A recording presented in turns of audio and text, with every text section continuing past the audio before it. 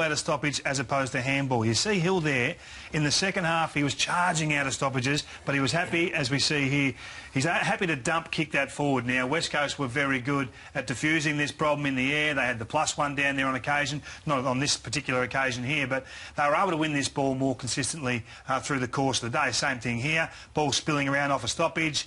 It's the Stephen Hill video at the moment, but the same thing. You could burst forward there or give the handball to Griffin, who's on the ground over there on the right-hand side. Same kick goes forward, the +1 gets involved. I think this kick here, out of stoppage, is nearly gone. I know it's something you train for and it's something that you can get returns out of. Same thing here, deep in the back pocket. Now, this is a huge kick. Kicks a torpedo here that goes about 90 metres, but he does have Walters here on the side, bottom of screen, number 10 there, you can see. As we let that roll, you can just see he gets onto a great torpedo. See what he does here? They get out of jail because of the hard work of Matty de Boer here. Because you can see there's 3 West Coast defenders back, Kingy, but de Boer just runs harder and he actually traps it for him. It should have been a quick rebound. Well, and that was, we thought in the first half, that was a major issue. They won 15 clearances, but the returns were poor because they were just that hacked exit, and they only got 3 scores from it. They probably won the territory battle, but in terms of that ball going inside the forward 50, it was nearly next to useless. They were giving the ball back. Let's have a look at the second half, and I've got no doubt that Ross Lyon said, we're on top here, let's use our speed, let's excite if we can from these stoppage situations. This happened almost immediately after half-time. Mzungo gets this one, quick little give, he could have kicked that. Pearce the same. Now, he could have just thrown that on his boot and got that inside the forward 50, but he takes his time here, raises his head, lifts his vision and gets the hands going forward. Same sort of thing can happen here as he's shaping to kick Griffin there. Normally, in the first half, that would have just been dumped in. Takes his time and sees Hill again. As we said, this was the Hill video, Rocket. It gives that inboard and bang. Good quality inside 50, shot a goal. And there's a +1 you could see sitting back. Exactly. As well. Same thing again here. This is a fantastic handball. That's great play, individually from Mundy. But to set the player light, great handball, run and carry, and this is what destroyed the West Coast in that second half, particularly the third quarter. Gets it into a one-on-one. Defenders panic. Now, Glass was fantastic in the first half and made it look vulnerable there.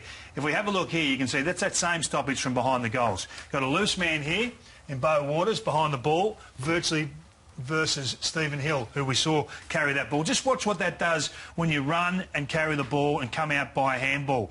Bang. You've got Waters now really stuck. If we hold it there, you can see he was the loose man back here. He was going to assist these defenders down here and make 2-on-1s or 3-on-2. But now he has to come up and attack the ball carrier, which is obviously Stephen Hill. Otherwise, he goes all the way and kicks the goal himself.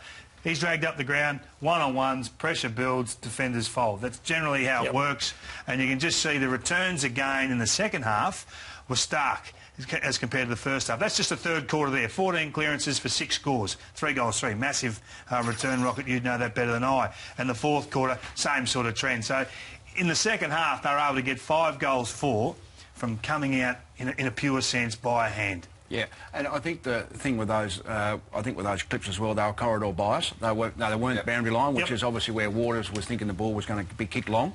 So they've gone in corridor and gone in quickly. Do you train for that? Can you train for that? You change the mindset of... you train for all that. As far as your exit from stoppage, some teams will handball backwards and have the back one and they'll go lateral. Other teams will quick kick.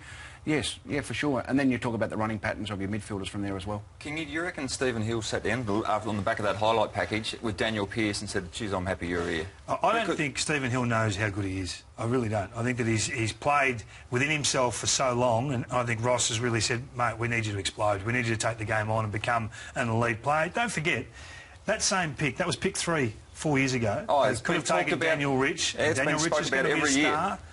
Pearce will benefit as well. He was getting tagged nearly every week at Port Adelaide. There's too many of them now. He's not going to get tagged at all, so he gets the freedom to run. Yeah, that was the point. You can't tag both outside runners, and they do a beautiful job. So they'll have their times when they're sat on, but if we have one of them perform like that each week, it's going to be a good combination. And the fact they've got Mundy and Fife as well in the midfield. So how tall are their midfield? I mean, you've got Fife, Mundy, Barlow. Crowley's a big man as well. I know everyone's getting bigger, but they're big. They've got another big midfielder in Ryan Crowley, and can he do a job? He just completely shut down Luke Shuey. He did it to him last year, and he's done it again this year. And if you have a look at the numbers here, I mean, they're pretty telling.